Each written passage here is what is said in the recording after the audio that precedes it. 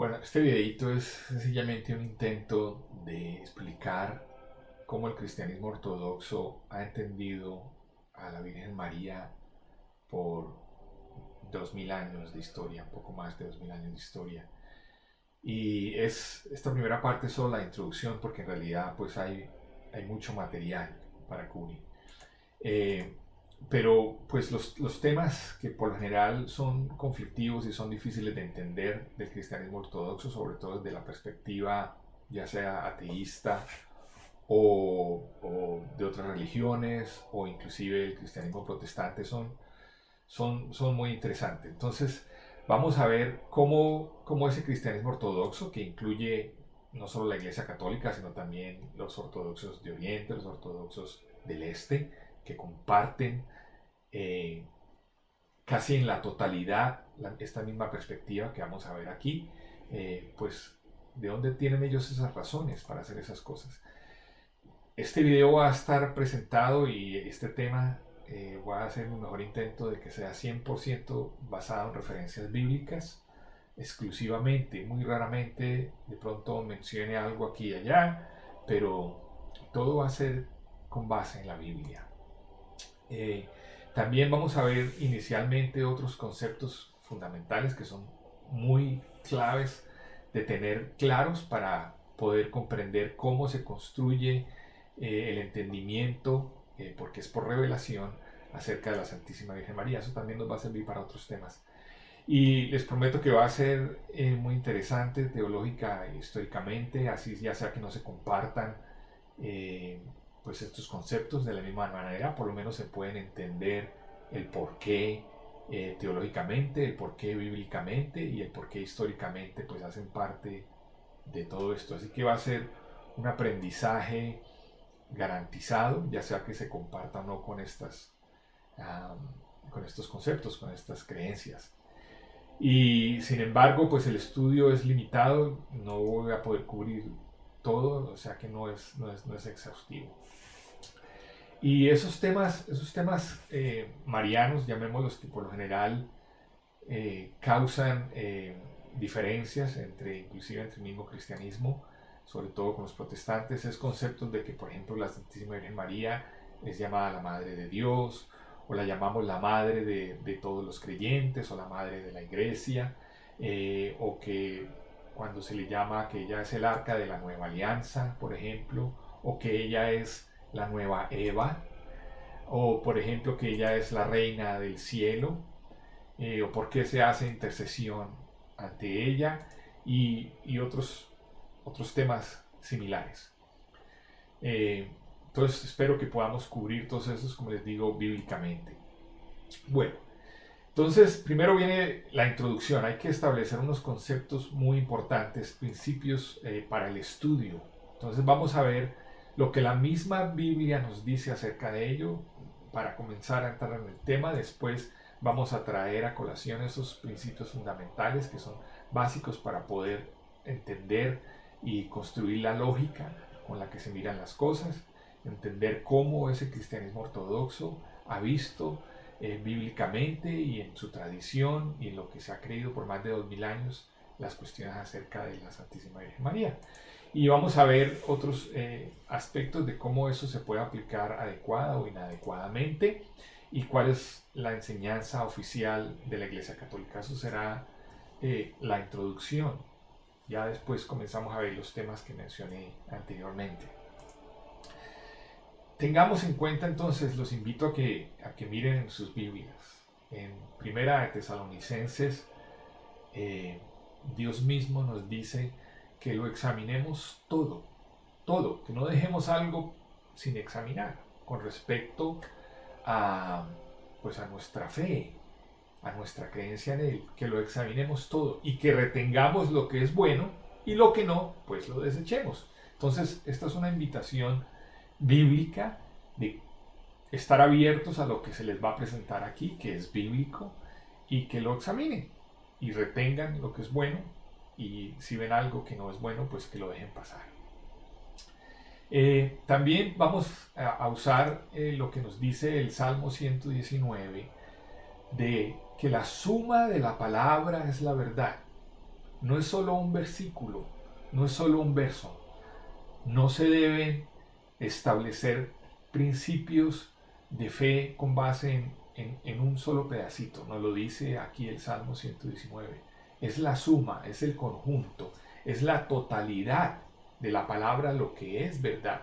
No una sola frase, una sola palabra, sobre todo si se saca de contexto. Entonces es la totalidad, es la suma de todo ello. Y también en Lucas nos dice Jesús mismo, nos dice que comenzando desde Moisés y siguiendo por todos los profetas, o sea que es todo aquello que está escrito en el Antiguo Testamento, Jesús mismo les enseñaba a ellos cómo todas las escrituras, la totalidad de ellas, hablan de él. De nuevo, no es solo un pedacito, no es solo un versículo, no es solo un verso, y no podemos dejar de lado el Antiguo Testamento.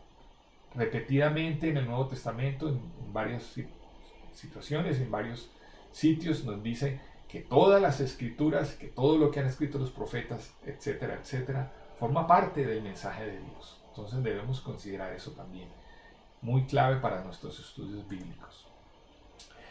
Y por último, en 2 Corintios, miremos lo que nos dice allí. Dice, porque ellos son falsos apóstoles. Estaba hablando ya en la época de la primera iglesia. Ya comenzaban a salir falsos apóstoles desde esa época, ¿no es cierto?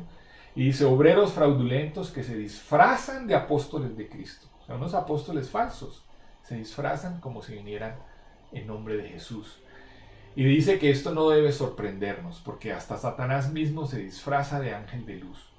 Y dice, así que tampoco es una sorpresa que sus ministros se disfracen de administradores de justicia, pero como sus obras será su fin.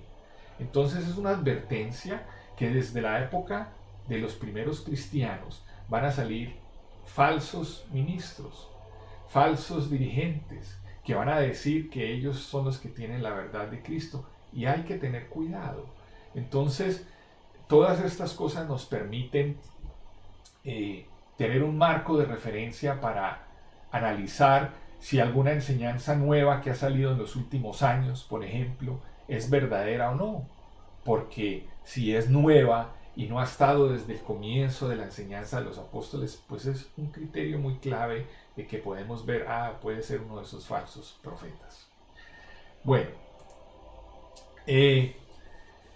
esto básicamente es, como les digo, pues aspectos claves para que nos ayuden a formar nuestro entendimiento. Miremos lo que se dice en el libro de San Mateo.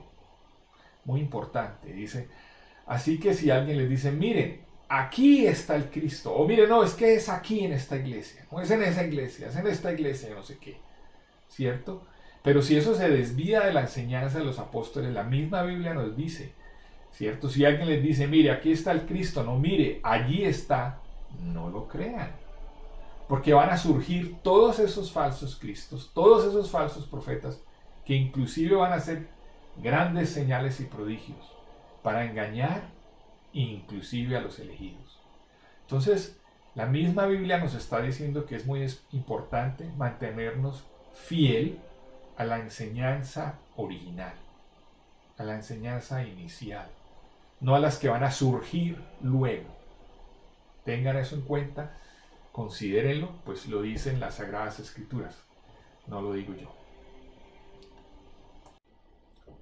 Ahora, estos principios fundamentales es algo que nos va a servir para estudiar cualquier aspecto bíblico, cualquier aspecto de la fe cristiana, y es súper importante.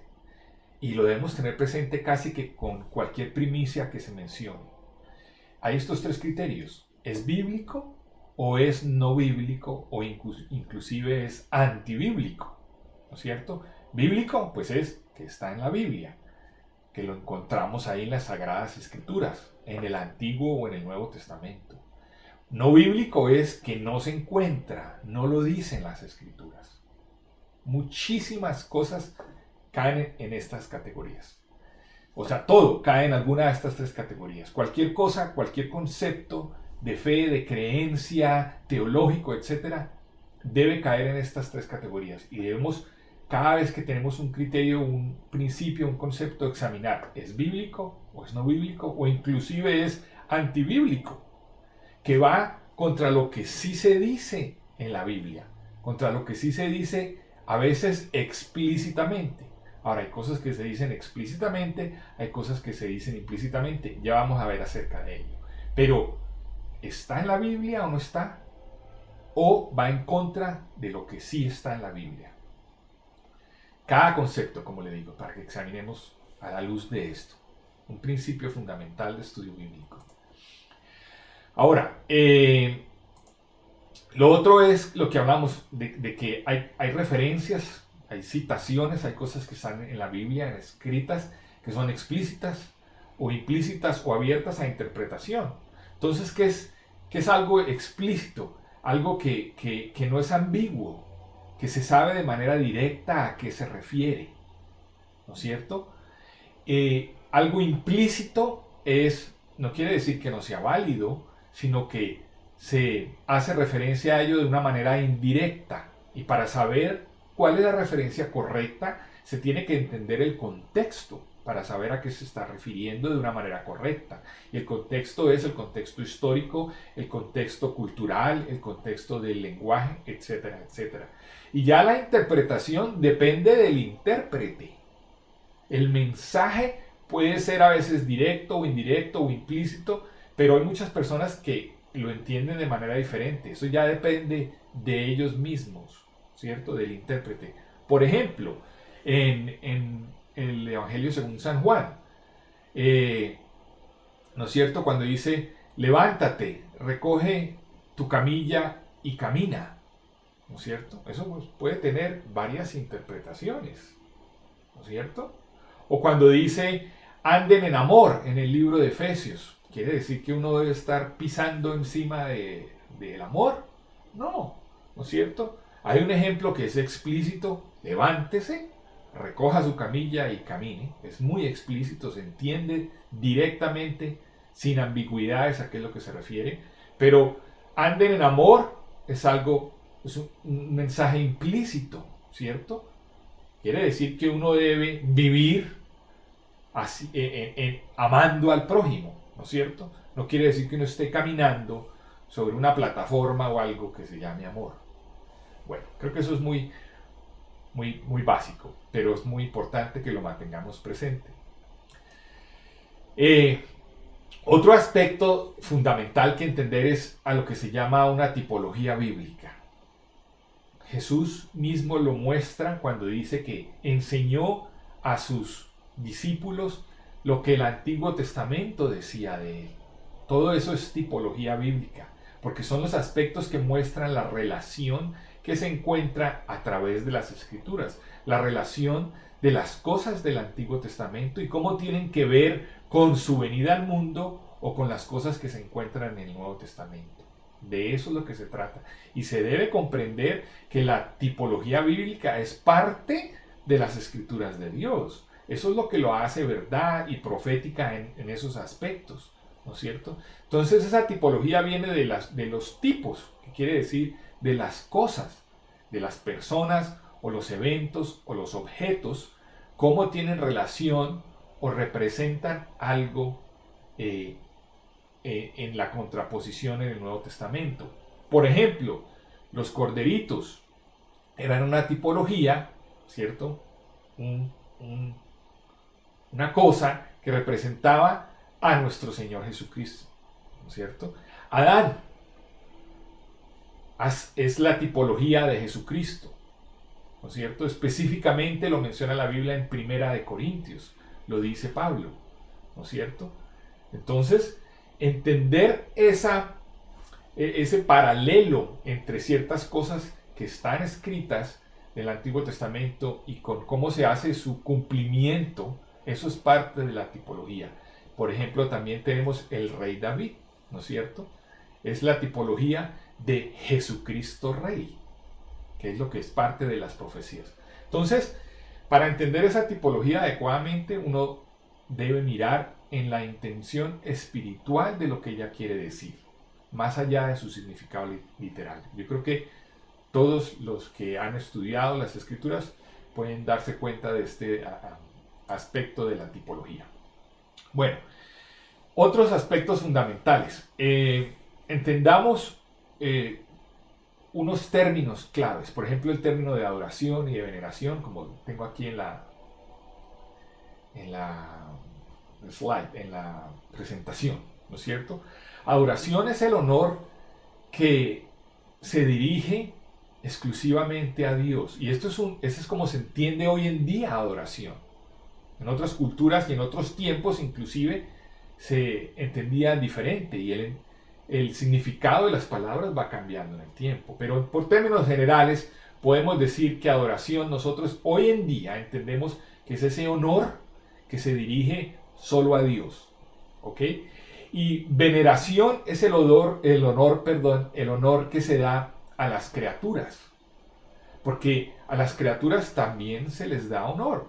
Las mismas escrituras nos dicen que debemos honrar a otros.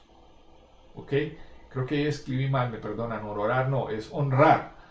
¿No es cierto? Inclusive los mandamientos nos dicen, honren a padre y madre. Ah, pero ¿cómo así? Si ellos son personas, son criaturas. Démonos cuenta. Dios no niega el honrar a los otros. De hecho, Él nos dice que lo hagamos. ¿Cierto? Entonces aquí vemos unos ejemplos de ella. Pero no solo que hay que honrar también a las criaturas, pero hay algunas de ellas que se les debe honrar más que a otras. Se les debe dar más honor que a otras. Por ejemplo, en Primera de Timoteo nos dice, a los obispos se les debe dar doble honor. Entonces démonos cuenta que hay una categoría, unos niveles de honor. Entonces, ¿cómo podemos hacer la distinción entre lo que es dar honor y honrar a una criatura que honrar a Dios? Hay una distinción muy clave, pero igual hay que honrar y dar honor tanto a Dios, primero que todo, como a las criaturas, ¿no es cierto? Entonces, en la Biblia hay incontables ejemplos de dar honor y honra a las criaturas, que es lo que llamamos veneración para poder hacer esa distinción entre el honor que solo se le da a Dios y el honor que se le da a las criaturas. Y como les digo, si se llama adoración o si se llama veneración, ese significado y lo que se entiende por esa palabra ha cambiado y se ha aplicado de manera diferente a través de los años. Pero lo importante es el principio, que yo debo distinguir la diferencia entre el honor que se le da solo a Dios y el honor que se le debe dar a las criaturas como el mismo Dios nos pide que lo hagamos. Por ejemplo, en el libro de Génesis, Abraham, que es el padre de la fe, estaba ante otras personas, pueden leerlo en el Génesis en el capítulo 23, y Abraham mismo se levantó y se inclinó, les dio la venia, se arrodilló, dicen algunas traducciones, al pueblo de aquella tierra, a los hijos de Het. Entonces, estaba Abraham cometiendo idolatría porque dio honor y honra e inclusive se arrodilló o se inclinó ante otros seres humanos. No, porque aunque él los honró y les dio honor, no era en su corazón lo que es exclusivamente a Dios. Hay una distinción. La Biblia nos la presenta. Miremos otro ejemplo de Jacob ante Esaú. Dice que él se inclinó 7 veces, arrodillándose, teniéndose en el piso. Así es como ellos se inclinaban en esa época. ¿Cierto? Está en el libro de Génesis, en el capítulo 33. Otro ejemplo, cuando Moisés lo hizo ante Jetro, está en el libro del Éxodo, ¿no es cierto? O cuando el rey David lo hizo ante Jonatán 3 veces en el libro de Samuel. O cuando Natán se arrodilló ante David, está en el libro de Reyes. Y hay muchos otros ejemplos donde podemos ver claramente que la misma Biblia nos muestra el que se debe dar honor y honrar a las criaturas. Inclusive ellos se arrodillaban, ¿no es cierto? Y eso no quiere decir que se esté cometiendo idolatría, porque se entiende Una persona inteligente puede notar la diferencia entre qué es el honor que va solo a Dios y qué es el honor que se le da a las personas por lo que ellas son. Y esa diferencia está en nuestro corazón y en nuestro entendimiento. Bueno, ejemplos bíblicos. Miremos ahora, me pasé, perdón. Bueno, miremos ahora otros conceptos. El concepto de orar, ¿cierto? De la oración. ¿Qué quiere decir eso y cómo se entiende? Porque es que no todo el mundo lo entiende de la misma manera, inclusive hoy en día. En las diferentes nominaciones cristianas se entiende de manera diferente. Vamos a ver. Por ejemplo, ¿cuál es la definición oficial de la palabra orar? Hay varias, pero una de ellas es pedir o rogar algo. Y eso es lo que se tiene entendido de manera general, que orar quiere decir.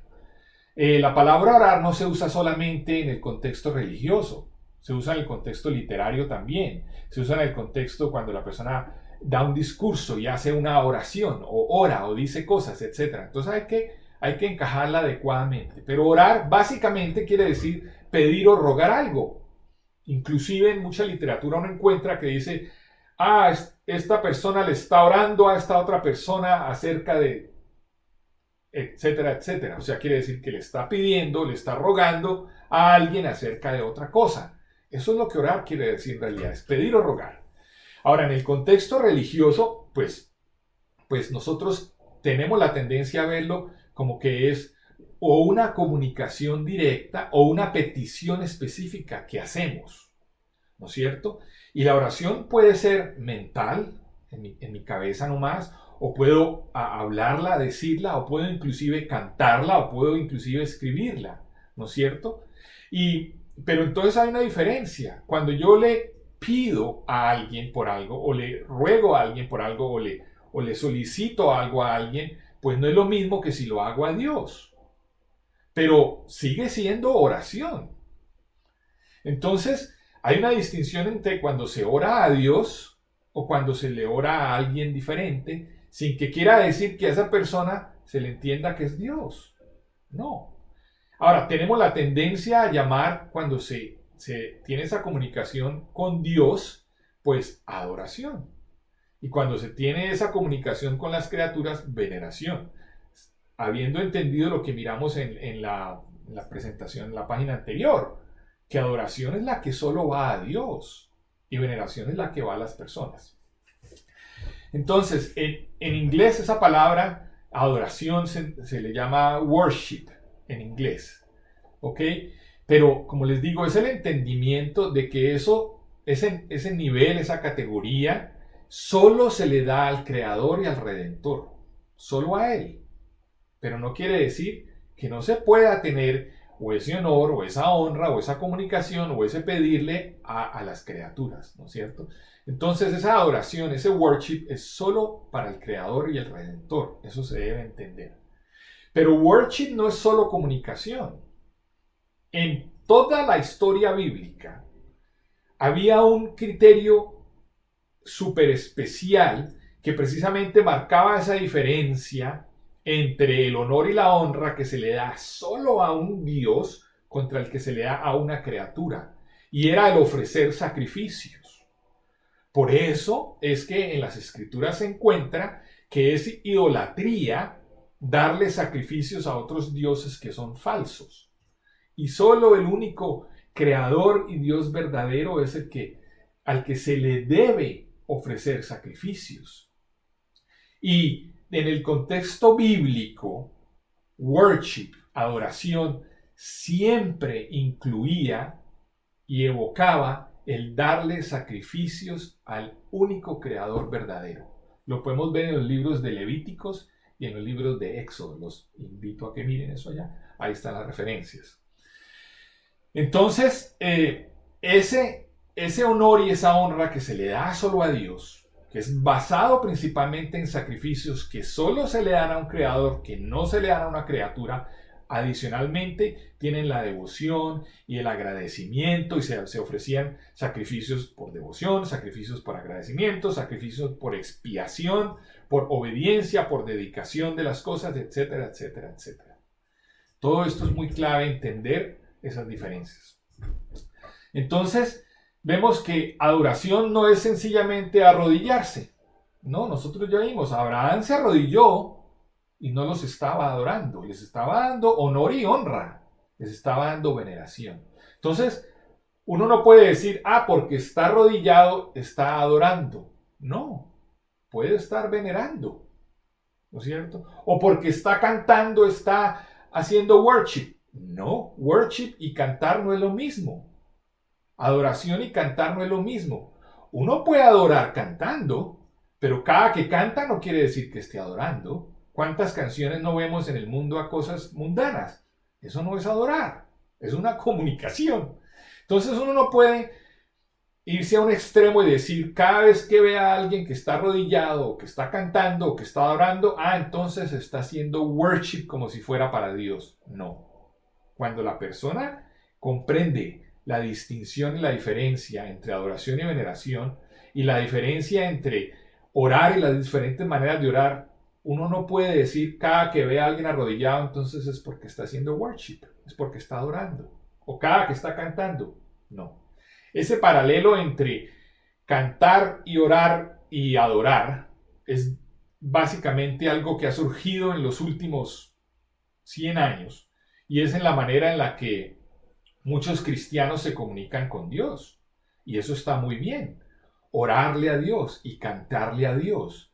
Pero no quiere decir que cada que se cante y que se ore sea solamente adoración o worship. Entonces hay que tener cuidado con esa distinción. Se puede usar y forma parte, pero no es lo único. Y sí, bíblicamente está claro que la adoración debe incluir el ofrecimiento del sacrificio solo al único creador, al único Dios verdadero.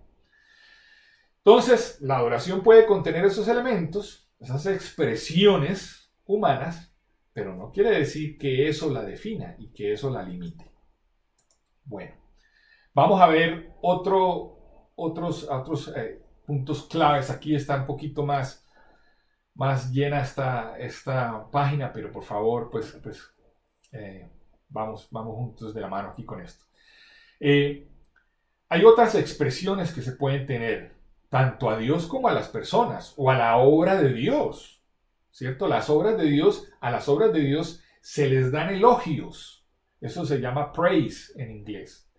Entonces muchas veces dice, es que no se le puede ofrecer praise, no se le pueden ofrecer elogios sino solo a Dios. No. Las mismas escrituras muestran elogios que se le dan a la creación del Señor, ¿no es cierto?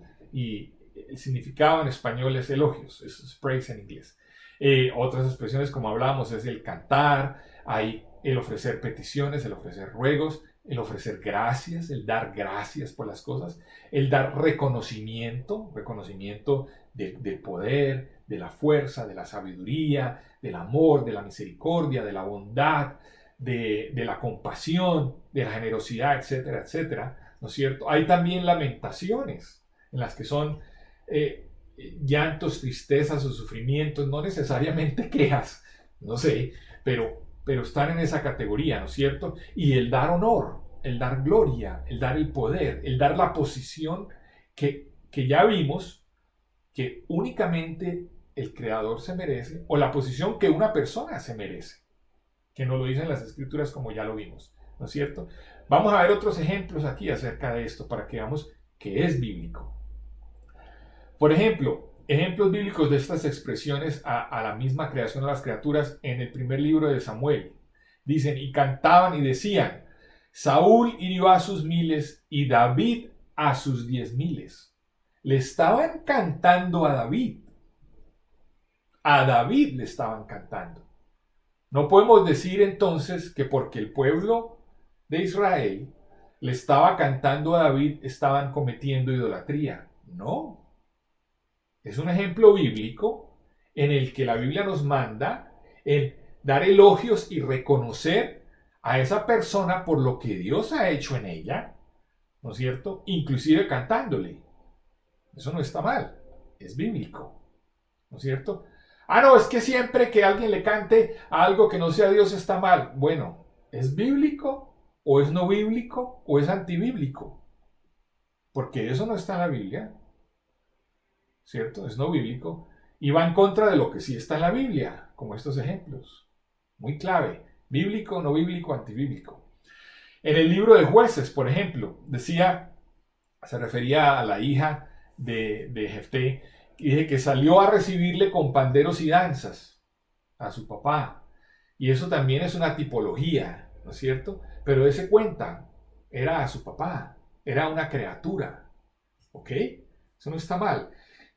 En el mismo libro del Cantar de los Cantares, hay una cantidad muy grande de elogios y de honor y de aclamación que se hace a la creación de Dios, a la criatura, ¿no es cierto? Ahora, estamos entendiendo aquí la palabra de Dios como al creador de todo lo que existe, ¿cierto? Al Padre, Hijo y Espíritu Santo. No estamos refiriéndonos a nada otra cosa más. ¿Ok? Padre, Hijo y Espíritu Santo. Bueno, en el libro de los Proverbios hay muchísimos ejemplos. Por ejemplo, uno de ellos es el Proverbios 31:28. Dice, se levantan sus hijos y la llaman bienaventurada y su marido también la alaba. Y se está refiriendo a la mamá, a la esposa del marido, ¿cierto? A la mamá de los hijos, ¿cierto? Se levantan ellos y la llaman bienaventurada, le dan elogios, le dan praise, ¿no es cierto? E inclusive a su marido la alaba. Entonces, ¿quiere decir que está cometiendo idolatría? No. La alaba, la ensalza, pero esa persona tiene claro en su mente la diferencia en lo que es dar ese honor a una criatura y dar honor a Dios. Eso en realidad es entender la fe. Eso es tener un entendimiento claro de cómo se vive la fe en nuestro corazón y en nuestra mente, en la distinción entre lo que es el creador y las criaturas. Pero no quiere decir que no se le pueda dar praise o alabanzas o elogios o cantos a una criatura. Démonos cuenta de esos ejemplos bíblicos, ¿no es cierto? Miremos otros ejemplos. Cómo se hace oración y se le da gloria a otros. Uno de ellos en el libro de Samuel, en el primer libro de Samuel, el capítulo 25. Dice, cuando Abigail vio a David, rápidamente se bajó del asno y se inclinó ante David, y eso era que se arrodillaban, ¿cierto? Sin levantar la cabeza, sin levantar la vista. Luego, después de haberle hecho toda esa venia, ¿cierto? De bajarse, de arrodillarse, de tirarse al piso, de no subir su cabeza, esperarlo ahí. Después se arrojó a sus pies y le decía, Señor mío, Señor mío, que caiga sobre mí el pecado de mi esposo, pero antes te ruego que me permitas hablar. Escucha a tu humilde servidora. Entonces, ¿porque hizo todo eso estaba cometiendo idolatría? No. ¿Por qué no estaba cometiendo idolatría? Porque se tenía claro que era una criatura y que no era Dios. Así se bajara del asno, así se arrodillara ante él, así se tirara a sus pies, así lo llamara Señor, así le rogara y le pidiera. Es bíblico, ¿cierto? Miremos el libro de Romanos 13. Dice, paguen a cada uno lo que corresponda. Si deben impuestos, impuestos. Si deben contribuciones, paguen las contribuciones. Al que le deban dar respeto, muéstrenle respeto. Y el respeto se muestra de varias formas. Y al que se le debe dar honor, ríndanle honor. Entonces, el Señor tiene muy claro que es que dar honor a otros y arrodillarse y cantar y pedir a otras criaturas no es idolatría. La idolatría no se mide así de acuerdo a los ejemplos bíblicos. La idolatría está en la diferencia es entre lo considero el creador o una criatura. Eso es lo que hace bíblicamente la diferencia entre idolatría o no. No porque se arrodilló, no porque cantó, no porque pidió, no porque rogó. Muchísimos ejemplos bíblicos. Entonces, Esas expresiones, mientras no se hagan pensando que a quien se hace esa expresión es Dios o es el Creador, no son idolatría. Vemos todos esos ejemplos bíblicos. Bueno, miremos un poco más al respecto si todavía hay dudas. Por ejemplo, Dios manda explícitamente, démonos cuenta lo que hablamos al comienzo, una referencia que es bíblica y que es explícita, ¿cierto? A dar honor a otras criaturas. Ya había yo presentado unos ejemplos, pero aquí hay otros más. En el primer libro de Samuel, dice, lo acabamos de leer, se arrojó a sus pies, le dijo, Señor mío, te ruego, etc.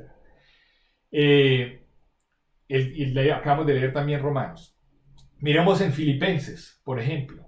En Filipenses 2, dicen, recíbanlo en el amor del Señor y mucha alegría, y denle el honor que una persona como Él merece. No todo el mundo merece el mismo nivel de honor. Ya la hemos visto antes. Hay una parte en la que dice, como les mostré, que inclusive a los obispos se les debe dar doble honor. Entonces hay categorías de honor, hay niveles de honor. En el plan de Dios todo es organizado, estructurado, jerárquico, hay niveles de las cosas. Entonces aquí nos dice en Filipenses, que es del Nuevo Testamento, denle el honor que una persona como él se merece, ¿cierto? En el primer libro en la primera epístola de Timoteo, dice, los líderes, los obispos, que dirigen bien los asuntos de la iglesia son dignos de doble honor, como les acababa de decir. Bueno, hay otros ejemplos. Por ejemplo, en el libro de Romanos hay varios ejemplos y hay muchos otros. Los invito a que miren. Romanos capítulo 12, versículo 10. Romanos capítulo 16, del versículo 1 al 2. ¿No es cierto? Y examina tú a la luz de la palabra lo que es bíblico. Es que yo tengo la idea de que cada vez que uno se arrodilla ante algo es idolatría. Bueno, ¿dónde está eso en la Biblia? ¿Eso es bíblico o es no bíblico y es antibíblico? Es que cada vez que se le cante algo, yo no sé qué, es idolatría.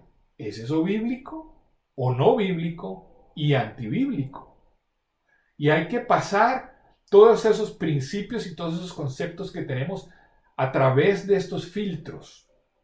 Los invito a que lo consideren desde esa perspectiva y puedan entender cómo desde esa perspectiva de estudio bíblico, una persona del cristianismo ortodoxo que lleva más de 2000 años en este mundo, que no es solamente de la religión católica, sino de todas las religiones cristianas ortodoxas que hay, que llevan cerca de 2000 años, yo puse ahí las fechas en las que algunas de esas iglesias se separaron, han entendido todo esto a la luz bíblica.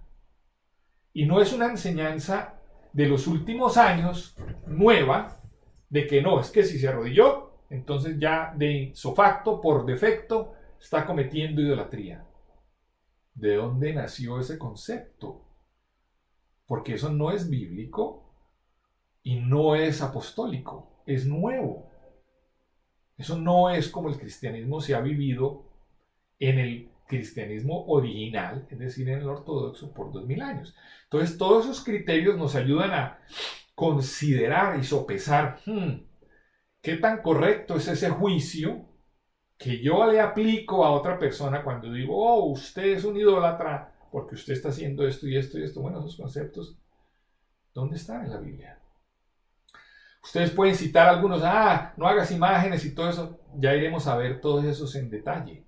Pero por ahora, limitémonos a lo que estamos viendo. Estamos viendo que se le debe dar honor a las criaturas, que hay una diferencia entre el honor a las criaturas y el honor al Creador, pero que el honor a las criaturas, la misma Biblia nos manda a darlos e incluye arrodillarse y hablarles y pedirles y cantarles y rogarles. Eso está en la Biblia. Entonces, una pregunta para todos nosotros es, ¿cómo creen entonces ustedes que a la luz de estos ejemplos bíblicos se le debe dar honor ahí, como dice en Filipenses, a las personas que se lo merecen? Personas. ¿Cómo se le debe dar honor entonces a los santos de acuerdo a la Biblia? Considera esa pregunta y date tu misma respuesta, porque debe haber una respuesta a ella que encaje con los principios bíblicos. Bueno,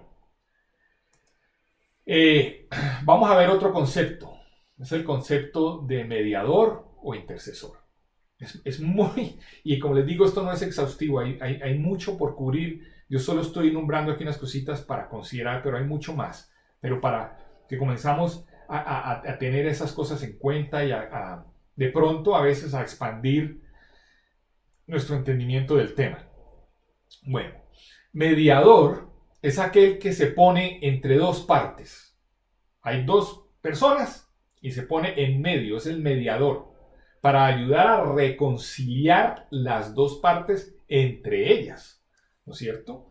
Y hay ejemplos en las Escrituras en el rol de mediador entre Dios y su creación. Hay ejemplos también del rol de mediador entre dos personas, ¿ok? La otra palabra es la palabra de intercesor, que no es exactamente lo mismo.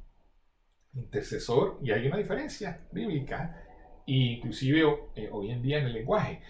Intercesor es a quien que solicita algo en nombre de otro. No necesariamente está mediando, no necesariamente está reconciliando, solamente está pidiendo en nombre de otro. Es que vengo aquí en nombre de fulano. Estoy intercediendo por él. Intercediendo no es solamente pedir para salvación, puede intercedir para muchas otras cosas. Entonces hay que entender esos conceptos y la diferencia que hay entre ellos, porque no son lo mismo ni bíblicamente ni en el uso hoy en día. Miremos unos ejemplos bíblicos. Por ejemplo, miremos Moisés como mediador en medio de Dios y el pueblo de Israel para reconciliarlos. En el libro de Deuteronomio dice: yo estaba entonces entre Jehová y vosotros para declararos la palabra de Jehová, que es la que trae vida, que es la que los reconciliaba con Dios. Y él estaba en medio. Eso es una función de mediador para poder reconciliar a Dios con su pueblo. ¿Ok? En el libro de Génesis dice literalmente: Abraham hacía mediación e intercesión. No una sola, las dos. Son dos cosas diferentes y se pueden complementar. Pero a veces hay mediación solamente o a veces hay intercesión solamente. Pero démonos cuenta cómo ahí nos dice bíblicamente cómo Abraham hizo mediación, se puso en medio de Dios y el pueblo de Sodoma, pero aparte de eso intercedió por la gente en Sodoma. Recordemos esa historia en la que Abraham negoció con el Señor. Señor, y si hay tantos que creen, entonces los vas a destruir, y si hay tantos menos, y si hay tantos menos, y si hay tantos menos. Y comenzó a negociar ahí, por así decirlo, con el Señor, ¿no es cierto? Esos son roles bíblicos. Uno el de mediación, el otro el de intercesión. Bueno, miremos por ejemplo, en la primera epístola de Timoteo en el capítulo 2, dice explícitamente, esto es súper importante de entender, dice: porque uno solo es Dios, y uno solo es el mediador entre Dios y la humanidad, o sea, entre Dios y la gente que Él creó, el hombre Cristo Jesús. Porque, échale ojo, no es entre Dios y una persona, no es entre Dios, solo entre Dios y yo, y entre Dios y fulano, entre Dios y usted, no, entre Dios y la humanidad, la obra de Dios, la humanidad. Solo hay uno que puede reconciliarlos. Eso es lo que mediador quiere decir en este contexto. Ya lo vamos a ver más claramente adelante. Solo hay uno que puede reconciliar esas dos partes. Entonces, no se refiere al rol de pedir por alguien. No. Se refiere a la función de reconciliar, como dice ahí, entre Dios y la humanidad. Toda la humanidad a través de los siglos. Toda. Ese es el concepto de mediador aquí. no al que pide. Cualquiera puede pedir. Yo pido cada día que oro. Tú pides cada día que ora. Alguien puede pedir por mí cada día que ora. Ay, no, usted entonces está en contra de la Biblia porque dice que solo hay un mediador entre Dios y la humanidad. No, no, no, no. Es que está mal entendido. El concepto de mediador entre Dios y la humanidad es que solo hay uno quien puede reconciliar a Dios con la humanidad. Y ese es solo Cristo Jesús, como dice ahí. Así es que se debe entender lo que ahí nos dice bíblicamente. ¿Cierto? Dice otra definición. Todas estas son varias definiciones del mismo versículo, de diferentes editoriales, de diferentes Biblias, por así decirlo, para que veamos cómo la traducción y todo esto tiene sentido y es consistente y es coherente. En esta otra Biblia, el mismo versículo dice: existe un solo Dios y existe uno solo que logró la paz entre Dios y los seres humanos, el hombre Jesucristo. Démonos cuenta esas palabras tan claves, tan bonitas. Uno solo que logró la paz, uno solo que logró mediar, reconciliar entre Dios y la humanidad. Es en ese contexto que se entiende y que la Biblia nos enseña y que el cristianismo ha enseñado por 2000 años cuando decimos Jesús es el único mediador. Es el único que logró reconciliar Dios con la humanidad. No quiere decir que sea el único que pueda pedir ante Dios. Ojo, no pongamos algo no bíblico ahí. Miremos esta otra definición. El mismo versículo dice: solo hay un Dios y solo hay uno que puede ponernos en paz con Dios, Jesucristo el hombre. Solo hay uno que puede reconciliarnos, sanar esa relación. ¿No es cierto? Eso es el rol de mediador al que se refiere. Miremos esta otra definición. Hay un Dios y un mediador que puede reconciliar a la humanidad con Dios, y es el hombre Cristo Jesús. Démonos cuenta. Entonces, no podemos pretender que la palabra mediador o intercesor son la misma, o que cualquiera que hace intercesión entonces está mal, porque la Biblia dice que solo hay un mediador entre Dios y la humanidad. No, no, no, no. En ese caso está mal aplicado el entendimiento de mediador. Mediador es aquel que puede lograr reconciliar estas dos partes. Y solo hay uno entre Dios y la humanidad, y ese es Cristo Jesús. Y todos los cristianos estamos de acuerdo con eso. Pero no es bíblico, y de hecho es antibíblico, cuando alguien dice: ah, no, es que nadie puede interceder ante Dios porque solo hay un mediador. No, eso es mal entendimiento. La misma Biblia, vamos a ver, nos dice que debemos interceder por otros. Vamos a ver ahorita más adelante. Miremos también lo que nos dice el libro de Hebreos, en el capítulo 16. Ustedes han llegado a Jesús. Échenle ojo a esto, súper clave. El mediador del nuevo pacto entre Dios y la gente, entre Dios y la humanidad.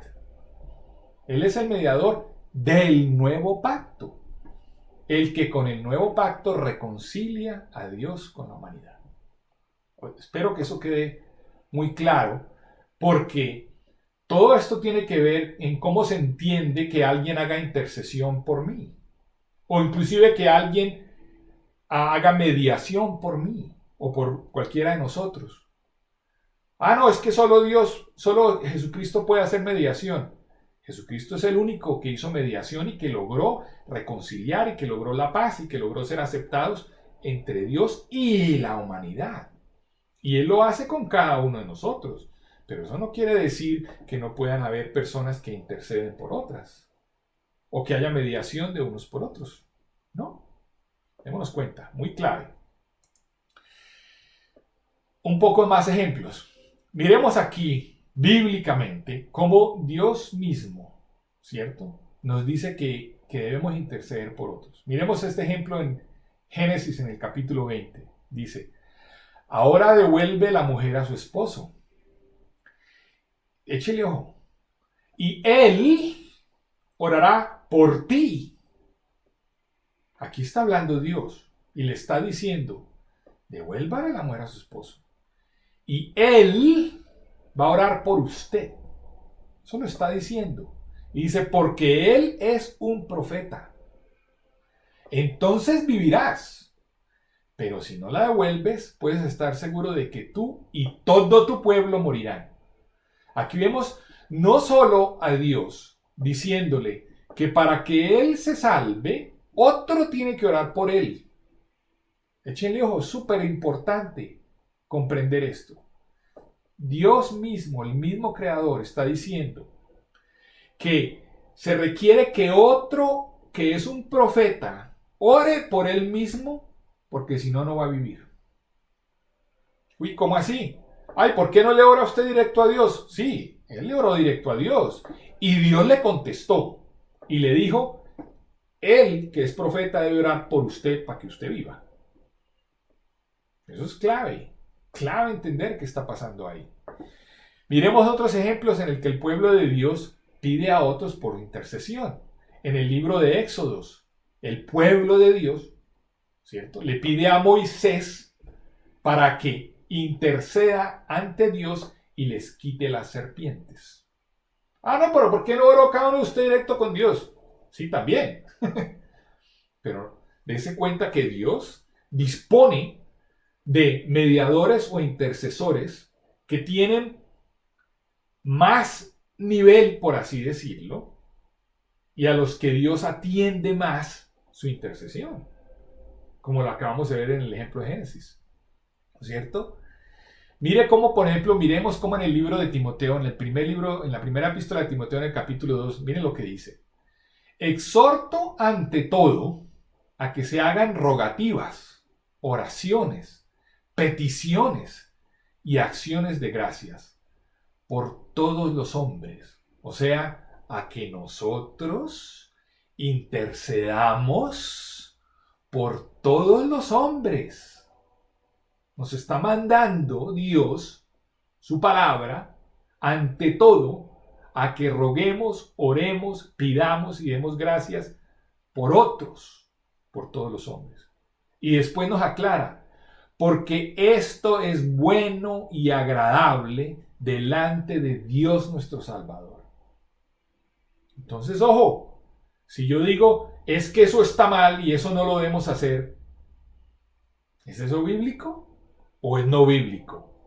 O es inclusive antibíblico, porque va en contra de lo que explícitamente, claramente, sin ambigüedades, me está diciendo aquí que sí debemos hacer. Rogar e interceder y pedir y orar y dar acciones por otros. Y que eso es bueno y agradable ante Dios nuestro Salvador. Entonces la intercesión es bíblica. De una criatura por otra criatura. Ante Dios. ¿No es cierto? Y hay muchísimos otros ejemplos. Miremos el caso del centurión. ¿Recuerdan el caso del centurión? ¿No es cierto? En que el centurión fue e intercedió ante Jesús por su criado. Y Jesús no le dijo, oh, está pecando, no debe interceder. No. Jesús dijo, nunca he encontrado una fe tan grande. Así que tengan fe en la intercesión. En vez de juzgarla o criticarla, debemos tener fe en la intercesión de las criaturas por ellas mismas ante Dios. El ejemplo en el que el padre tenía un hijo poseído por un demonio, ¿recuerdan? Que fue ante nuestro Señor Jesucristo y que los apóstoles no habían podido sacar el demonio. El padre hizo intercesión por su hijo ante Jesús. O el ejemplo en el que los amigos traen el enfermo paralítico y destapan el techo, y bajan, ¿no es cierto? Inclusive fue la fe de ellos, la fe de sus amigos, no la fe del paralítico, el que curó al paralítico. Dense cuenta de esos principios bíblicos fundamentales. Si yo tengo suficiente fe, puedo pedir ante Dios por alguien que no tiene fe, y Dios puede hacer un milagro en esa persona. O si alguien que tiene más fe que yo, échenle ojo a esto, ora por mí que tengo menos fe, Dios puede hacer el milagro en mí, en respuesta a la fe de esa otra persona que tiene más fe que yo. Eso es bíblico, ¿cierto? Miremos ejemplos, por ejemplo, en Romanos 15, cómo Pablo y los apóstoles piden a la gente que oren por ellos y por los otros. O sea, mandando al pueblo de Dios a que oren por ellos mismos y por otros. Es bíblico, ¿no es cierto? Jesús mismo, Cristo, nos manda a interceder por otros. Ahí puse varios ejemplos, en Mateo 5, en Mateo 6, en Lucas 6, y hay muchos otros. Entonces, ojalá esto nos sirva para comenzar a ajustar esa idea, ese concepto de intercesión y mediación, porque es bíblico. Bueno, miremos este otro concepto, súper importante también, fundamental. Es, bueno, pero es que ustedes están pidiendo, dicen muchas veces, el cristianismo ortodoxo, sí, se puede interceder por otros, pero vivos. Vamos a ver qué dicen las escrituras, ¿no es cierto? Porque estas son unas bases bíblicas de lo que se llama la intercesión a los santos difuntos. Hay unas creencias radicalmente diferentes, distintas entre lo que algunos protestantes, no todos, algunos creen, últimamente, en los últimos 100 años, inclusive contra lo que los mismos protestantes iniciales creían. Mírenlo en su propia iglesia. O con lo que el cristianismo ortodoxo siempre ha creído. Entonces vamos a ver aquí unos pasajes bíblicos para que nos permita analizar ese tema de la Biblia, a la luz de la Biblia. Entonces, el cristianismo ortodoxo siempre ha entendido, y el judaísmo también, desde miles de años antes de la venida de nuestro Jesucristo, que hay personas y almas que pueden estar unidas a Dios y desde que Jesús vino están en el cielo con Él una vez que Él ascendió. Vamos a ver esto en la Biblia. No nos adelantemos, de pronto me estoy adelantando. Por ejemplo, enfoquémonos aquí. Mirémonos en el libro de Juan, en el Evangelio según San Juan, en el capítulo 11. ¿Cómo bíblicamente el cristianismo ortodoxo y algunos de los protestantes tienen fundamentos para la intercesión de los santos difuntos, para creer que haya almas en el cielo de estas personas? Bueno, uno de ellos es en el Evangelio de San Juan, en el versículo 11, cuando Jesús dice: yo soy la resurrección y la vida. El que cree en mí, aunque esté muerto, vivirá. Y usted puede decir, no, es que eso lo que quiere decir es esto y esto y esto. Eso ya es interpretación, ¿no es cierto? Pero miremos qué dice explícitamente: que aunque esté muerto, vivirá. Ahora, ¿cómo se interpreta? Ahí es donde hay que entrar a analizar. ¿Es la interpretación nueva de hoy en día la correcta o la que se tuvo desde los comienzos del cristianismo? Ahí es donde cada uno de nosotros debe ser honesto conmigo mismo y decir, ¿le creo yo más lo que escuché a mi amigo, o a este fulano, o a este cura, o a este pastor? ¿O le creo yo más a lo que ha sido enseñado desde el comienzo del cristianismo, con las personas que conocían la cultura de la época, que conocía el lenguaje de la época, que inclusive conocieron a nuestro Señor Jesucristo, o que inclusive dieron la vida por Él, siendo los pilares de la iglesia? ¿No es cierto? ¿O le creo más a una persona 2000 años después que no conocía la cultura, que no conocía el idioma, que no conocía a Jesús y que saca una nueva lógica y que dice no porque esto y aquello? Cada cual debe examinarse. Pero aquí hay una base bíblica de donde el cristianismo ha creído esto por 2000 años. Y hay muchas más. Miremos, por ejemplo, en el mismo Evangelio según San Juan, en el capítulo 6, cuando Cristo dijo: yo soy el pan vivo que descendió del cielo. Si alguno come de este pan, vivirá para siempre.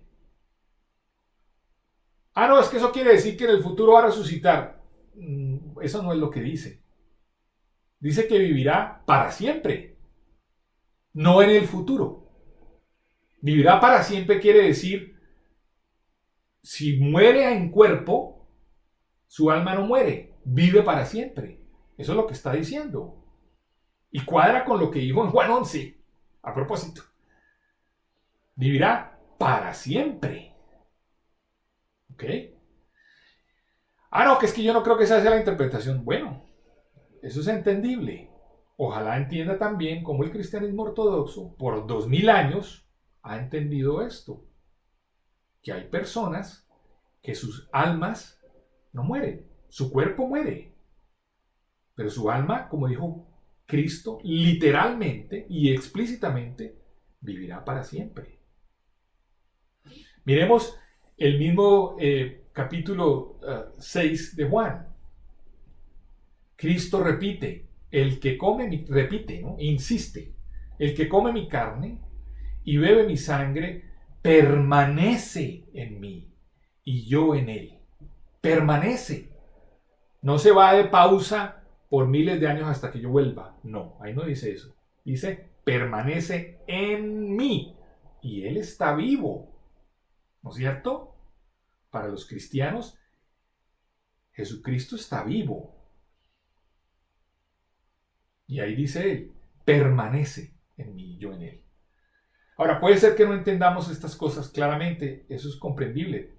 Toma tiempo y toma disposición en el corazón y toma oración, entonces los invito, y no son las únicas, hay muchísimas más referencias, pero para que se entienda desde la perspectiva del cristianismo ortodoxo, como por 2000 años, ¿cierto? Hay muchas referencias bíblicas de que las almas de los santos difuntos están en el cielo. Miremos más ejemplos.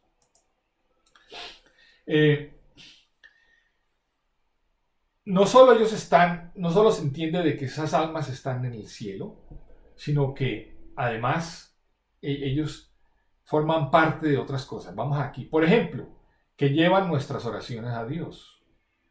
En el libro del Apocalipsis, una referencia bíblica. Que es que yo no creo en eso. Démonos cuenta, that's okay. Cómo el cristianismo ortodoxo tiene fundamentos bíblicos en lo que ha creído sin parar por 2000 años. Otra referencia, Apocalipsis capítulo 4, cuando dice, los 24 ancianos se postraban delante de él y lo adoraban. ¿Cómo así? Esos no son ángeles. Estos son personas humanas, ¿cierto? 24 ancianos que están allá en el cielo, que los vio Juan en su visión, ¿no es cierto? Y se postraban y lo adoraban, ¿cierto? Delante de él. Bueno, en el mismo libro del Apocalipsis, todas estas son del Apocalipsis, capítulo 5, échele ojo, dice, todos llevaban arpas y también copas de oro llenas de incienso, échele ojo, que son las oraciones de los santos. Uy, ¿cómo así? Miremos eso. Ahí la palabra está diciendo que esos que están en el cielo, esas criaturas, esas almas que están en el cielo, llevaban unas copas llenas de incienso ante el trono de Dios y que esas copas son las oraciones de los santos que hay aquí en la tierra. O sea que quienes están presentando las oraciones de los santos ante el trono, unas almas que están allá arriba. Eso es lo que está diciendo ahí, ¿no es cierto? Y a propósito, se entiende por esto que ellos están al tanto, están aware, son conscientes de cuáles son las oraciones de la gente aquí en la tierra.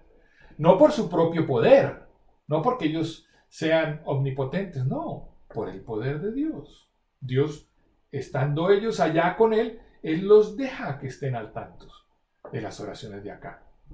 ¿Cierto? Eso es otro tema. Pero ahí está. Es bíblico. ¿Cierto? Y es explícito.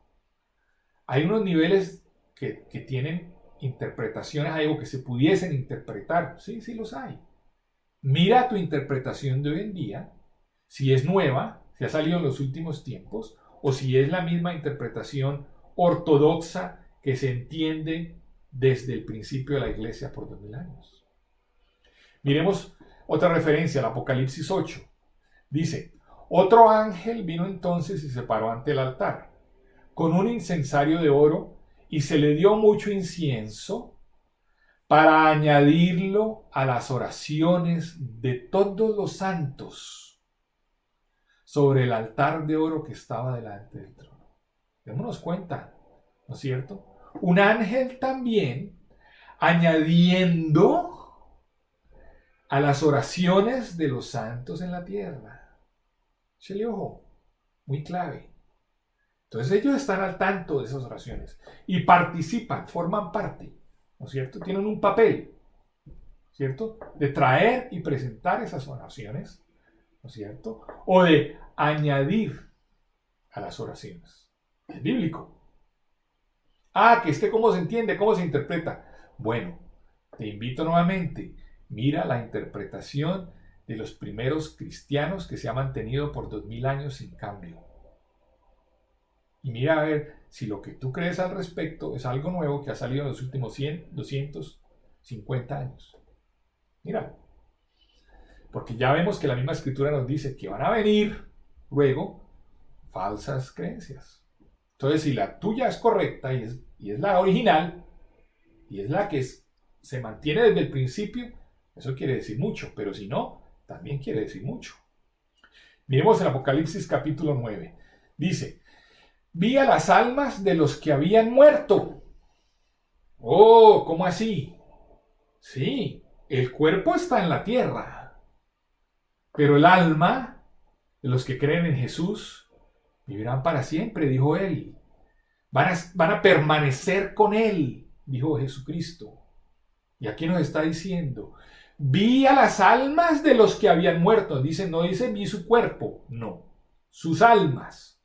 Su cuerpo permanece aquí en la tierra, pero sus almas están allá en el cielo, ¿cierto?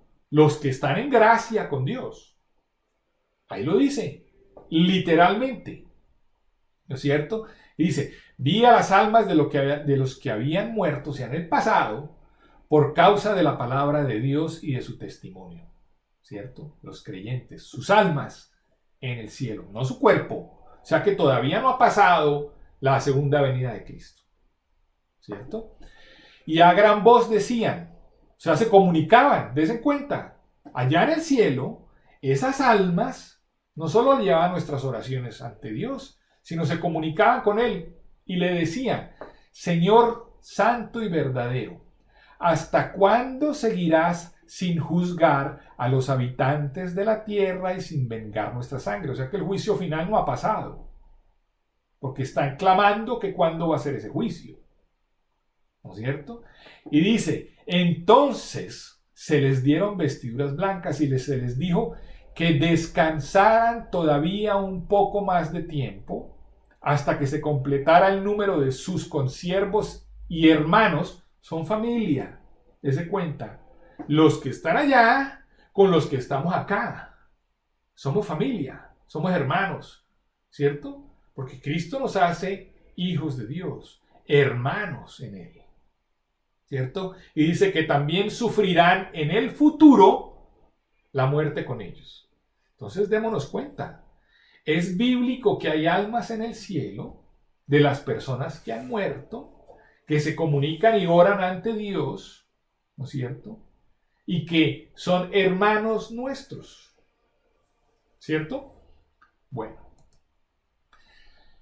miremos cómo, por ejemplo, adicionalmente, Cristo mismo le aclara a los saduceos acerca de este tema. Esto es súper importantísimo y es bíblico. Miremos lo que pasó referente a Abraham, Isaac y Jacob, que están en el cielo, sus almas. Su cuerpo puede estar aquí en la tierra, pero sus almas están en el cielo. En el Evangelio según San Marcos, en el capítulo 12, los saduceos se acercan a ponerle una trampa a nuestro Señor, a Cristo Jesús, Señor nuestro. ¿Y qué les contesta el Señor acerca de esto precisamente? Les dice, ¿no habéis leído en el libro de Moisés cómo le habló Dios en la zarza, diciendo, yo soy el Dios de Abraham, el Dios de Isaac y el Dios de Jacob?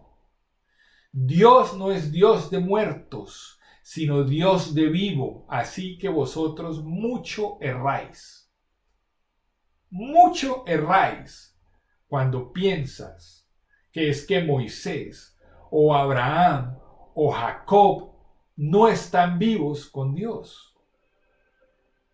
Porque desde la zarza ardiente, el mismo Dios le contestó a Moisés que es que ellos, Abraham, Isaac y Jacob, están vivos en él y con él.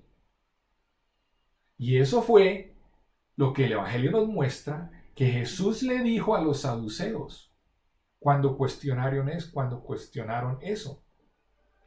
Jesús claramente les estaba diciendo, ellos están vivos en el cielo, aunque ellos hayan sido enterrados.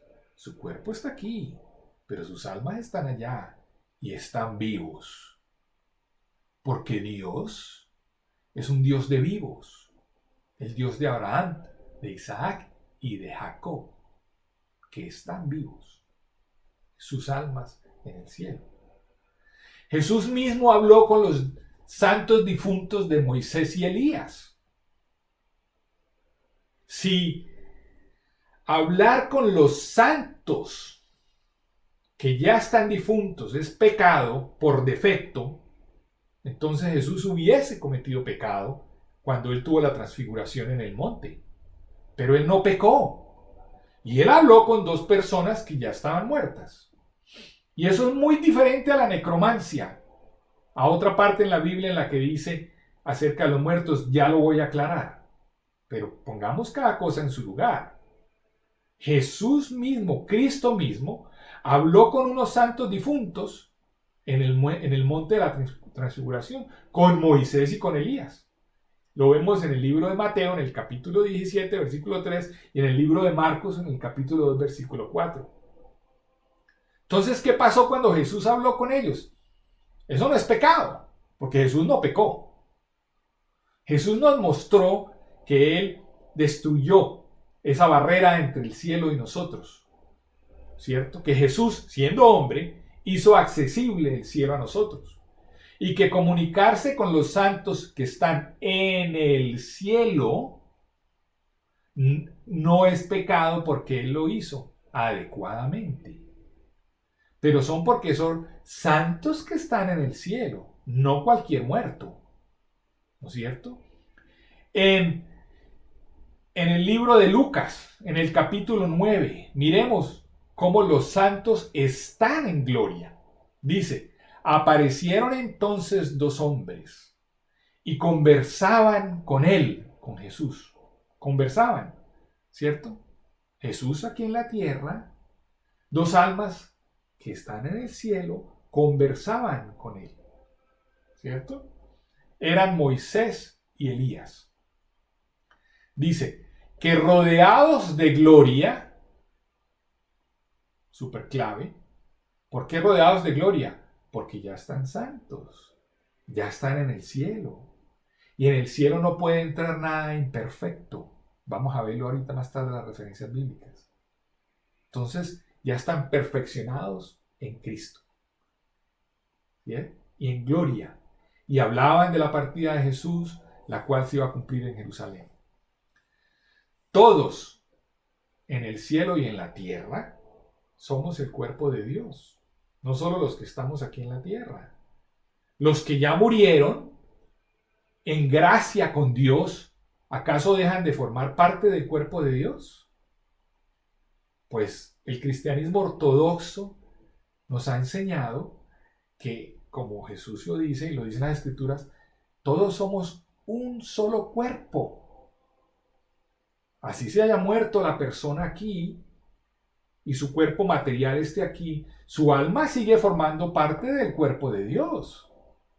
Y Él es vivo, como ya lo vimos. ¿Cierto?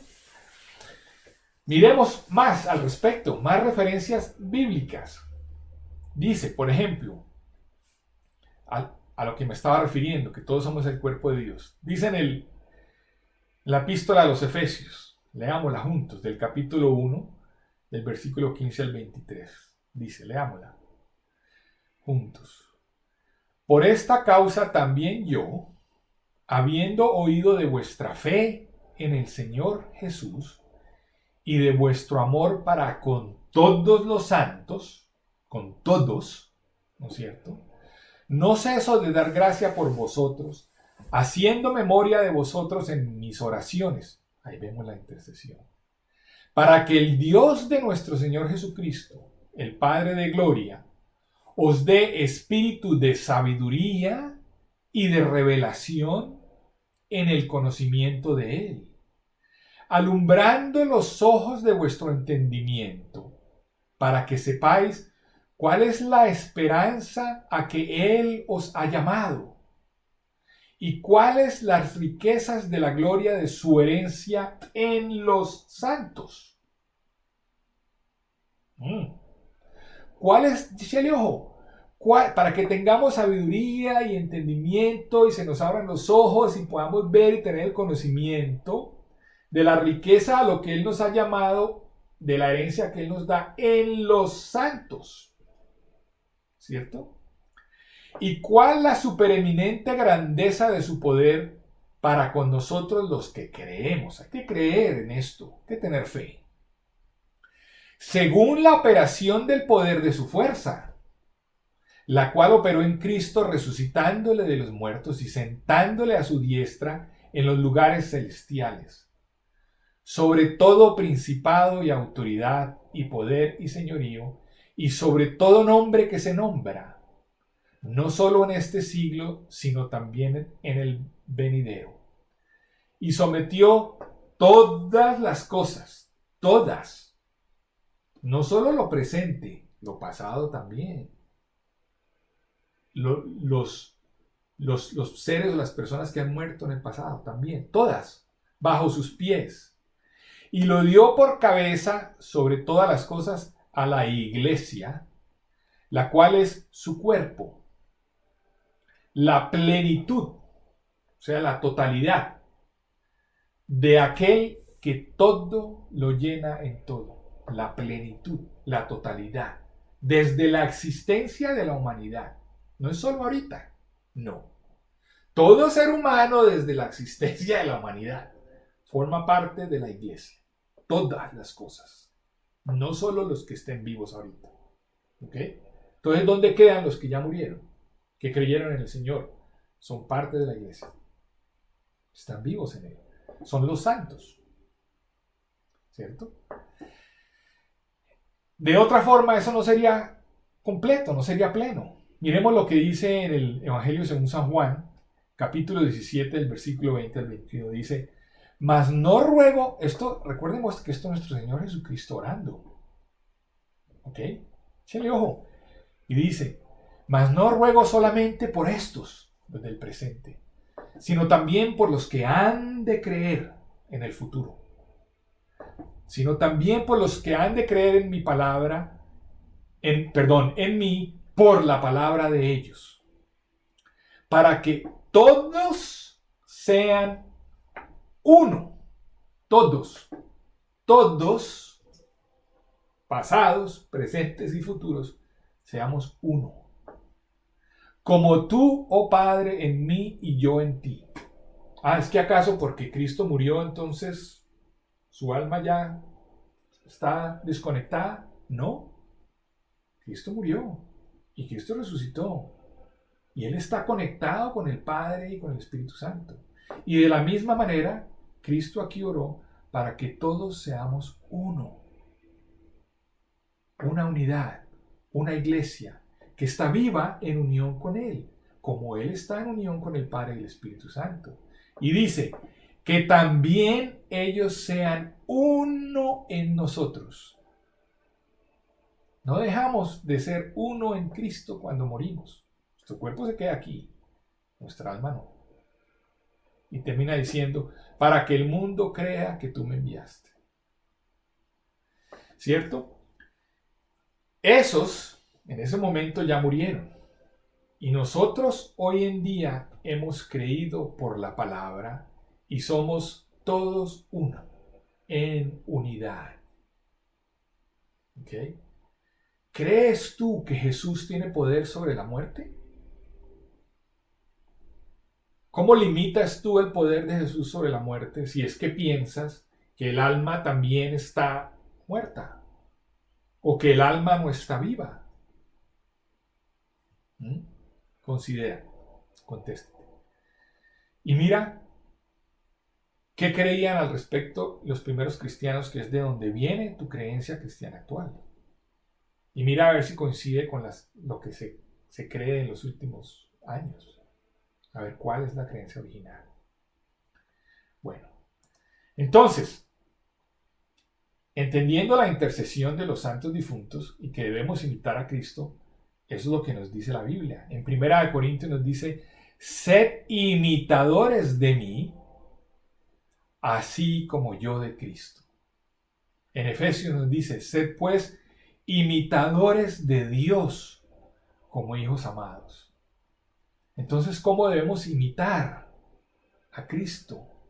Pues, y a San Pablo, ¿no es cierto? Y a los otros apóstoles, pues ellos intercedían y rogaban por otros. Si soy un cristiano que me preocupo y amo al prójimo, yo debo orar por el prójimo. Debo interceder por el prójimo, ¿no es cierto? Debo ofrecer mis oraciones y mi sufrimiento y mis gracias y todo lo que pueda ante Dios por otros. Intercesión. Eso es parte de imitar a Cristo, ¿no es cierto? Y los que están en el cielo, si ya están allí perfeccionados, quiere decir que son mejores imitadores de Cristo que nosotros mismos, que yo, ¿no es cierto? Y ellos también, en esa perfección, van a tener un deseo de interceder por nosotros aún mejor que la que yo tengo, porque yo todavía no estoy perfeccionado, ellos ya están perfeccionados, ¿no es cierto? Bueno, entonces, miremos más referencias acerca de Jesús y los santos en el cielo. En el Evangelio según San Lucas, dice por ejemplo, capítulo 24, versículo 51, pero sucedió que mientras los bendecía, se apartó de ellos y fue llevado a las alturas del cielo. Esto es la asunción de nuestro Señor Jesucristo, ¿no es cierto? Él al final los estaba bendiciendo y fue llevado en cuerpo y alma a las alturas del cielo. Su cuerpo no se quedó ahí, no se cayó ahí. El nuevo cuerpo cuando resucitó, exaltado y glorificado, pero cuerpo material. Y ese cuerpo material fue llevado a las alturas del cielo, ¿no es cierto? Miremos otro ejemplo. En el libro de Génesis, capítulo 5, versículo 24, dice, Enoc anduvo siempre con Dios y un día desapareció porque Dios se lo llevó. ¿Qué se llevó? Su cuerpo y su alma. O sea que en el cielo hay unos que están en cuerpo y alma y otros que están solo las almas y su cuerpo se quedó aquí. Pero hay algunos que se llevó Cristo o Dios también su cuerpo, como Enoc. Entonces, ¿esto qué nos permite ver? Que bíblicamente hay personas ya en el cielo que no solamente tienen alma, sino que tienen su cuerpo. Y sabemos que su cuerpo debió haber sido glorificado, porque nada puede entrar imperfecto en el cielo. Pero están allá en cuerpo y alma. Entonces ese creer de que es que Jesús está en el cielo pero no tiene cuerpo, no es bíblico. Miremos, ¿es bíblico o no bíblico o antibíblico? Porque algo que es bíblico es que Jesús, que en su cuerpo fue llevado al cielo, eso es bíblico. Que solo subió su alma, eso no es bíblico, no está en ninguna en la Biblia. Y es antibíblico, está en contra de lo que sí dice. Y de otros ejemplos en los que hay seres en los que Dios se ha llevado en cuerpo y alma. Eso sí es bíblico. Entonces, de acuerdo a lo bíblico, podemos ver que en el cielo hay muchas almas y hay algunas de ellas, un par selectas, que aparte de eso también tienen su cuerpo. ¿Cierto? Miremos en el segundo libro de Reyes, capítulo 2, versículo 11. Dice, mientras ellos seguían hablando y caminando, apareció un carro envuelto en llamas, con sus caballos de fuego, y los separó. En ese momento, Elías ascendió al cielo en medio de un torbellino. Eso es cuando el Señor se llevó también en cuerpo y alma a Elías. ¿Cierto? Otro ejemplo. Otra criatura que Dios subió en cuerpo y alma. Miremos en el Apocalipsis capítulo 11, versículo 11. Dice, entonces los dos testigos oyeron una fuerte voz del cielo que les decía, suban acá. Está refiriendo a las almas que estaban, a las almas no, perdón, a las personas vivientes en cuerpo que estaban acá. Y dice, y ellos subieron al cielo en una nube y sus enemigos los vieron. Aquí en la tierra sus enemigos los vieron. A ellos que estaban aquí en la tierra, subir en una nube al cielo, en cuerpo y alma. Miremos en el Evangelio según San Lucas capítulo 23, versículo 43. Entonces Jesús le dijo, de cierto te digo, que hoy estarás conmigo en el paraíso. Este es el ladrón en la cruz. Su cuerpo, el cuerpo del ladrón se quedó ahí, ¿no es cierto? Su cuerpo no subió al cielo. Su cuerpo se quedó en la cruz. Lo dicen las escrituras. Y quebraban las piedras y todo, y esos manes murieron. Ahí se quedó su cuerpo. Entonces, ¿a quién se refería Jesús cuando dijo que subió? A su alma.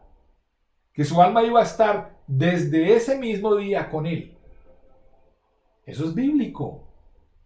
El pensar que cuando uno se muere, su cuerpo se va a la tierra y el alma se queda quién sabe dónde, esperando hasta el juicio final, no es bíblico.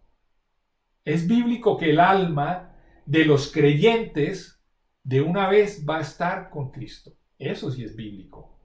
La de los no creyentes es otra cosa. Pero la de los creyentes, porque los que creen en Él vivirán para siempre, como Él dijo. Los que creen en Él van a estar unidos a Él por siempre. Van a permanecer con Él. Esa es parte de la promesa. Démonos cuenta que es bíblico. Algo que vaya en contra de eso, mira tú dónde está en la Biblia. Mira tú si es bíblico, no bíblico o antibíblico. Y mira tú si esa idea es explícita o implícita. Y si es implícita, ¿de dónde viene esa interpretación? ¿Es como se entendió desde la iglesia inicial de los primeros cristianos o es algo nuevo que ha salido en los últimos años? Bueno, continuemos. Más ejemplos bíblicos. Dice, aquí estaba hablando de los que ya murieron en Cristo, ya muertos físicamente. Y dice en el libro de Hebreos, en el capítulo 12, versículo 1, por lo tanto, también nosotros, que tenemos tan grande nube de testigos a nuestro alrededor. Como le digo, se estaba refiriendo a los que ya murieron. En el libro de los Hebreos nos está diciendo, esos que ya murieron en Cristo, en gracia, que están con Él, perfeccionados en el cielo, son testigos de nosotros aquí en la tierra. Y un testigo ve lo que está pasando, está al tanto de lo que está pasando, si no, no pudiese ser testigo. Entonces nosotros tenemos una gran nube de testigos a nuestro alrededor, nos dicen las Escrituras, a aquellos que ya murieron en Cristo. Ellos tienen conciencia, su alma está viva en Cristo, y es Él el que los deja estar al tanto y ser testigos. Es en el poder de Cristo, ¿no es cierto? Lo dicen las Escrituras.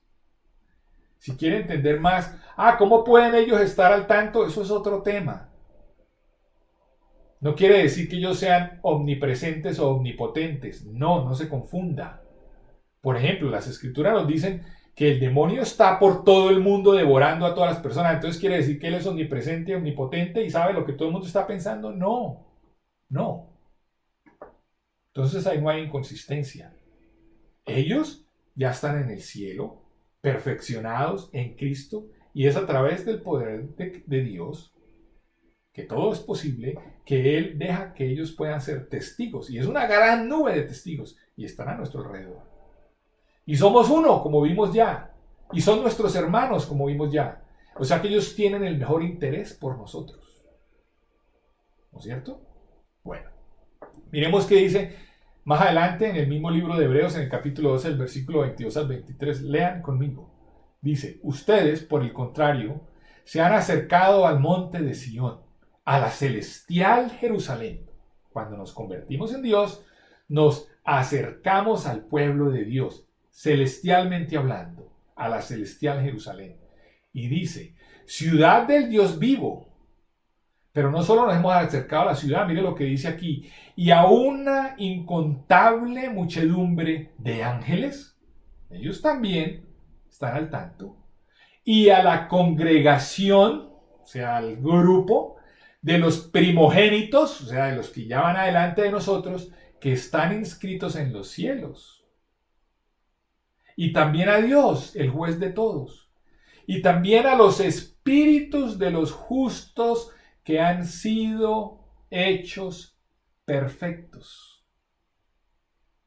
Dese cuenta, es bíblico, está en la Biblia. Cuando nosotros nos entregamos a Dios y creemos en Cristo y formamos parte de su iglesia, nos unimos a esa Jerusalén celestial, donde está el Dios vivo. Pero está la congregación de los que vinieron antes, de los primogénitos. Pero también están las almas o los espíritus de los justos que ya han sido hechos perfectos, que murieron, que su cuerpo está aquí, pero sus almas ya han sido perfeccionadas. Ahí está, es bíblico. Miremos más qué dice de que han sido perfectos. Miremos, por ejemplo, en el Apocalipsis. Eso es súper clave, entender que es que nada imperfecto puede entrar al cielo. Los santos en el cielo son perfectos, lo dice las Escrituras. Miremos en el capítulo 21 del Apocalipsis, en el versículo 27 dice, refiriéndose al cielo, a la Jerusalén del cielo, no entrará en ella ninguna cosa inmunda o que hace abominación y mentira, sino solamente los que están escritos en el libro de la vida del Cordero. Ninguna cosa inmunda. Tiene que estar perfectamente limpia. En el libro de Hebreos, capítulo 12, versículo 14 dice, seguid la paz con todos y la santidad, sin la cual nadie verá al Señor. Entonces los que están en el cielo, que acabamos de leer que ya están con Dios, son santos, ya tienen santidad. Miremos en el libro de Isaías, en el capítulo 35, versículo 8, dice, y habrá allí calzada y camino, y será llamado camino de santidad. No pasará inmundo por él, sino que él mismo estará con ellos. No pueden ser inmundos, tienen que ser perfectos. Y él mismo estará con ellos. O sea, que ellos están con Dios. ¿Cierto? En el libro de Hebreos, capítulo 10, versículo 14 dice, porque con una sola ofrenda hizo perfectos para siempre a los santificados. Los perfecciona, nos perfecciona. Cuando una persona está en la gracia de Dios y se muere, su cuerpo queda aquí, esperando el juicio final en el que el cuerpo resucitará, pero su alma, si está con Dios, siempre va a estar con Él, porque ha sido perfecta por Cristo, ha sido hecha perfecta por Cristo para siempre. No solo para el final, para siempre. ¿Cierto? Bueno, esa es la enseñanza tradicional, la enseñanza original, la enseñanza ortodoxa, eso es lo que quiere decir, de los cristianos por más de 2000 años. Miremos más. Miremos cómo aquellos que están en el cielo, ya lo hemos mencionado brevemente antes, nos oyen, son testigos. Miremos ahora en el capítulo, en el Evangelio según San Lucas, capítulo 15, versículo 7, dice, leamos juntos, lean conmigo. Os digo que así habrá más gozo en el cielo por un pecador que se arrepiente que por 99 justos que no necesiten de arrepentimiento. Entonces, ¿quiénes son los que se gozan en el cielo? Tú puedes decir, no, pues los ángeles. Sí, claro que se gozan. Pero no solo los ángeles, no asumas que son solo los ángeles. Los ángeles y toda esa nube de testigos que ya están allá. Y démonos cuenta que si ellos se gozan cuando alguien se convierte, ellos saben lo que está pasando aquí en la tierra. Ellos, este man se convirtió, ¡guau! Fiesta. Porque si no, ¿de qué celebrarían? ¿Quién los hace conscientes? Dios.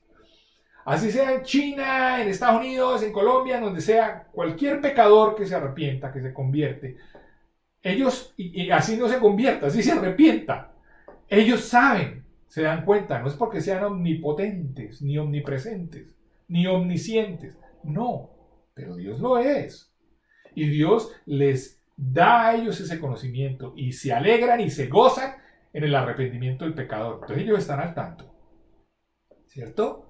Los que están en el cielo, ángeles y las almas de los santos, como ya lo vimos. Miremos lo que dice en el libro de Job, capítulo 1, versículo 6. Un día vinieron, en plural, a presentarse delante de Jehová los hijos de Dios, entre los cuales vino también Satanás. ¿Cierto? En plural.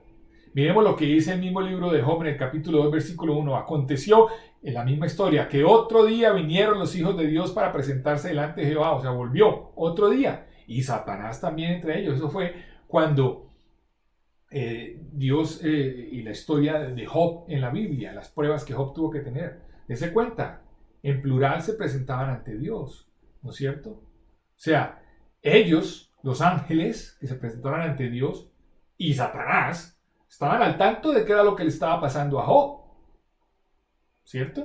Entonces ellos allá están al tanto, son testigos, ¿cierto? Miremos esta, súper importante, la historia de Lázaro que Cristo Jesús mismo nos enseña. En el Evangelio según San Lucas, capítulo 16 del versículo 19 al 31, es más largo, aquí resumo lo clave. Dice, aconteció que murió el mendigo, murió, ¿cierto? Su cuerpo aquí en la tierra, murió. Y fue llevado por los ángeles al seno de Abraham. Entonces, ¿qué fue llevado? Su alma, su espíritu, ¿no es cierto? Y murió también el rico y fue sepultado, o sea, su cuerpo se quedó acá. Pero en el Hades, no en el cielo, en el Hades, alzó sus ojos. ¿Cómo así? ¿Cuáles ojos? Si su cuerpo fue sepultado aquí en la tierra, pues los ojos de su alma, de su espíritu, ¿no es cierto? Y estando en tormentos, y vio de lejos a Abraham y a Lázaro en su seno. ¿Recuerdan esa historia? ¿Cierto? Que Cristo mismo nos dio. Explícita. No para interpretación. Explícita. Bíblica y explícita. Lázaro murió y él fue llevado, su cuerpo, su espíritu, su alma, perdón, su cuerpo no, su cuerpo se quedó aquí en la tierra, su espíritu y su alma fue llevado al cielo. ¿Se cuenta? Y también murió el hombre rico y también su cuerpo se quedó aquí y su alma también fue llevada, pero no al cielo, fue llevada al Hades. ¿Cierto? El alma no se queda ahí en un limbo hasta la venida del Señor Jesucristo, no. El alma va para algún lado, o para el cielo a estar con Él, o a no estar con Él. Y cuando el final de los tiempos venga, los cuerpos de esas personas, de todos los que han muerto, van a ser levantados para que se unan a su alma y ya sea que se van para el cielo o para el infierno, en cuerpo y alma. Pero mientras tanto sus almas están allá. Es bíblico. Ya hemos visto no sé cuántos ejemplos les he presentado ya. ¿Cuánta más evidencia bíblica necesitas? Si aún así no la crees, saca el concepto que no te deja creerlo, mira a ver si es bíblico o no bíblico o antibíblico, y mira a ver si es explícito, y mira a ver su interpretación y de dónde la entiendes así. Si es lo que los cristianos han creído por 2000 años o inclusive los judíos desde antes. Bueno, ¿cuál es la diferencia con otras partes de la Biblia que nos dice que no hablar con los muertos? Muy importante y es un punto muy bueno que hay que entender correctamente. Hay una diferencia entre la intercesión y eso cuando dice en la Biblia que no consulten a los muertos, que se llama necromancia. Hay varias diferencias claves. Entonces miremos.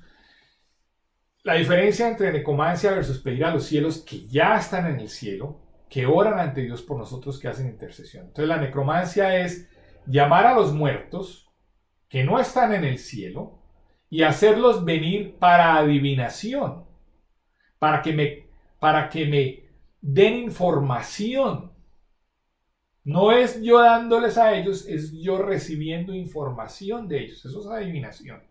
O para posesiones, que se posean sus espíritus de otra persona o de otra cosa. O para que muevan cosas y hagan cosas así. Eso es necromancia. Es muy diferente.